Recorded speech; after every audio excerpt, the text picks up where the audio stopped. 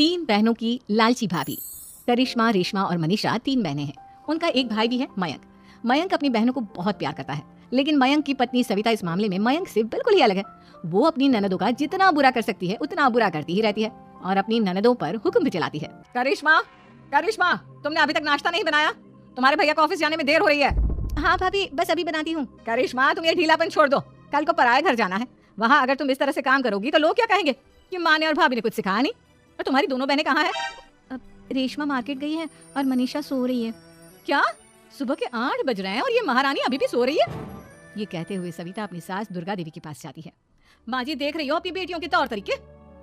क्या हुआ बहू, सुबह सुबह क्या कर दिया मेरी बेटियों ने? अरे एक तो अभी उठकर किचन में गई है, दूसरी सुबह सुबह बाहर चली गई और तीसरी अभी तक सो रही है। क्या करूं मैं इन तीनों का, मैं तो परेशान हो गई हूँ। जाकर उठा उसे और रेशमा से मैं बात करती हूँ। सविता सीधा मनीषा के कमरे में जाती है और उससे कहती है, महारानी जल्दी उठो, सूरज सर पर आ गया है। भाभी थोड़ी देर और सोने दो ना, मैं रात को लेट सोई थी, वो क्या ना यूनिट टेस्ट चल रहे हैं। शराफत से उठती है या नहीं, या फिर पानी की भरी बाल्टी डालूं तेरे ऊपर? नहीं भाभी, मुझे बिस्तर में नहीं नाना, उठती हूँ मैं। मनीषा जल्दी से उठकर बाथरूम में चली जाती है। सभी आराम से बैठकर नाश्ता कर रहे होते हैं कि तभी रेशमा बाजार से हाथ में सामान लिए आ जाती है। रेशमा को देखते ही सविता उस पर बरस पड़ती है। लो, आ गई महारानी। ऐसा भी क्या सामान लाना था जो सुबह आंख मलते ही बाजार की तरफ रवाना हो गई? भाभी, कल आप ही तो चीख रही थी कि घर का सारा सामान मुझे ही लाना पड़ता है, घर में किसी को भी किसी काम से कोई लेना देना नहीं है। अब मैं बाजार जाकर सामान ले आई तो आपको इस बात से भी तकलीफ हो रही है? देख रही हो माँ जी, अपनी बेटी की जुबान कैंची से भी तेज चलती है। और मयंक, आप तो कुछ कहेंगे नहीं अपनी लाडली बहन को। रेशमा, अपनी भाभी से ऐसे बात नहीं करते, चलो माफी मांगो। भैया, मैं क्यों माफी मांगू? आप भाभी से बोलिए ना कि हम पर कम हुक्म चलाया करे। हम इस घर की बेटियां हैं और आपकी पत्नी की ननद है, नौकरानी नहीं। लो कर लो बात, इनकी भलाई के लिए कुछ भी बोलो तो इन्हें बुरा लग जाता है। इस घर में यही इज्जत है मेरी। देख लो माँ जी, आपकी बेटी किस लहजे में मुझसे बात कर रही है। सविता वहाँ से चली जाती है। मयंक को बहुत गुस्सा आता है, वो भी वहाँ से चला जाता है। फिर करिश्मा रेशमा को समझाती है, रेशमा, तुम्हें भाभी से माफी मांग लेनी चाहिए थी ना। लेकिन दीदी, मैंने कुछ किया ही नहीं, तो मैं माफी क्यों मांगू?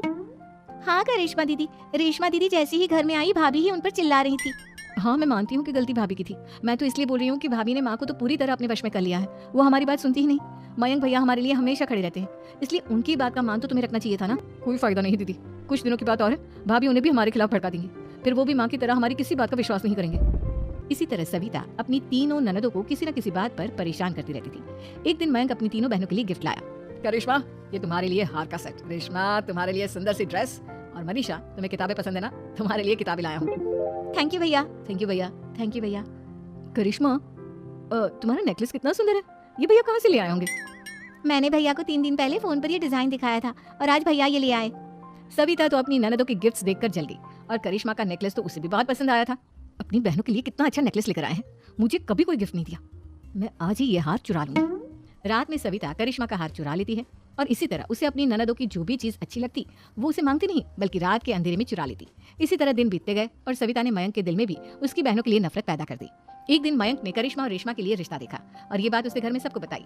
माँ, करिश्मा और रेशमा के लिए बहुत अच्छा रिश्ता आया है, वो लोग कल इन्हें देखने आ रहे हैं, आप और सविता मिलकर सारी तैयारी कर लेना। ये सुनकर करिश्मा और रेशमा खुश हो जाती है, लेकिन सविता सोचती है, अगर इन दोनों बहनों की शादी हो गई तो घर और बाहर का काम कौन करेगा?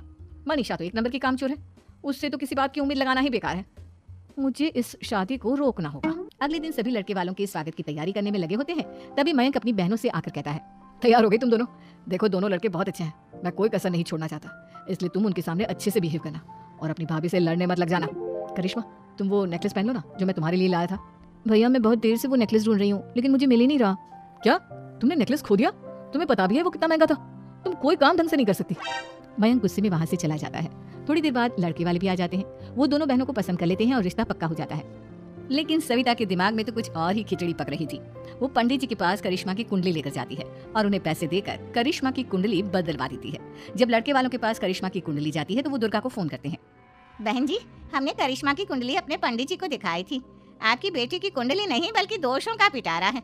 देखिए, मैं और मेरे पति इन सब बातों में बहुत विश्वास करते हैं, इसलिए हम आपकी बेटी से अपने बेटे की शादी नहीं करा सकते। इस तरह करिश्मा का रिश्ता टूट जाता है और सभी घर वालों को बहुत दुख होता है। अब कविता सोचती है, चलो, करिश्मा का तो रिश्ता टूट गया, अब रेशमा का भी रिश्ता तोड़ना है।